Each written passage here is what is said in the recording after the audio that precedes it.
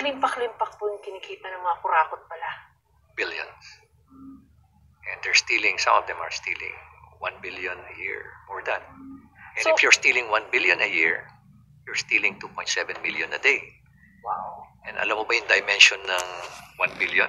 Kung at 1,000 pesos, that's 5 feet by 5 feet by 4 feet. Na pera. Yes, feet. So parang ganito po, itong kinakaupuan natin ngayon. Tataas. Ganyan karami po yung perang ninanakaw. More than pa. Dati-rati akala nila kasi millions lang ang ninanakaw eh. No, it's not. It's billions. Bilyones po. Dahil sa inflation rate, tumaas din po yung ninanakaw nila. Yeah. Sabi nga ng isang kaibigan ko, sa kaibigan ko lang, alam mo, minsan nahiya na ako, Mayor, sabi niya, mga kasamahan ko, hindi na gumagamit ng cash boat eh. Ginagamit na nila room boat. Kwarto na. Kwarto Kasi na. hindi mag-cash yan. Ang gagawin nila, bibili sila ng mamahaling mga condominium unit. 2 to 3 to 4 bedrooms.